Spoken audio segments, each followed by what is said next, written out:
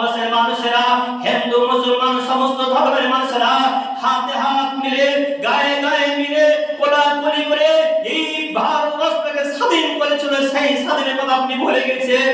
ও PM Modi সরকার, প্রধানমন্ত্রী, আপনি সেই কথা ভুলে গেছেন। ওই সেই দিন মুসলমানের রক্ত দিয়েছে, রক্ত দিয়েছে।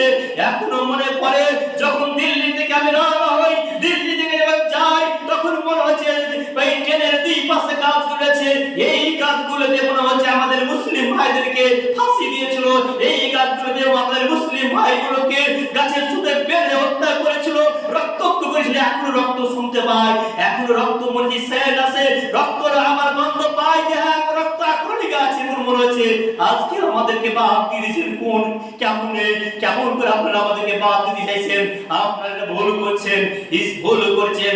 ভারতকে স্বাধীন করেছে সেই দিন হিন্দু মুসলমান সমস্ত ধর্মের মানুষেরা সেদিন ভারতকে স্বাধীন করেছে। আপনি ভুলে গেছেন, আজকে আপনারা ভুলে যাচ্ছেন। আজকে আপনারা ভুলে যাচ্ছেন। মুসলমানদেরকে বলছেন পাকিস্তানে, মুসলমানদেরকে বলছেন বাংলাদেশে, মুসলমানদেরকে বলছেন আফগানিস্তানে, মুসলমানদেরকে আরব থেকে এসে বিভিন্ন রকম আখ্যায়িত করছেন। নাই কথা আখ্যায়িত করছেন। আপনারা ভুল করছেন, আপনাদের ভুল ধারণা। আমরা এখনো রক্ত দিতে দেওয়ার জন্য প্রস্তুত রয়েছি। ভারতকে কেউ যদি চোখ রাগে তাকায়, তাদের চোখকে আমরা তুলে দিতে চাই। আমরা ভারতবর্ষকে এতটা ভালোবাসি, আপনারা এটা জানেন না, এটা আপনারা জানেন না। ভারতের দিকে যদি বাংলাদেশ তাকায়, চোখ রাঙিয়ে তাকায়, তাদের চোখকে তুলে দেব। ভারতকে যদি পাকিস্তান চোখ রাঙিয়ে তাকায়, তাদের চোখকে তুলে দেব। ভারতকে যদি আফগানিস্তান চোখ রাঙিয়ে তাকায়, তাদের চোখ তুলে দেব।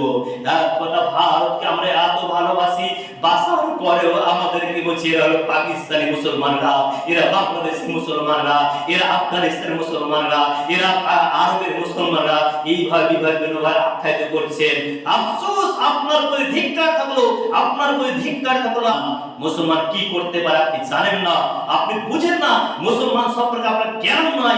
জ্ঞান থাকলে আপনি বলতেন না যে এরা পাকিস্তানি, এরা বাংলাদেশি, এরা আফগানিস্তানি, এরা আরবের। এই কথা আপনার মুখ দিয়ে বের হতো না। মুসলমানরা জান দিয়ে, মাল দিয়ে, রক্ত দিয়ে এই ভারতবর্ষকে স্বাধীন করেছে। আমি বলছি, আমি আবুল হাসান বলছি, ভারতকে স্বাধীন দেওয়ার জন্য আমরা রক্ত দিতে প্রস্তুত আছি।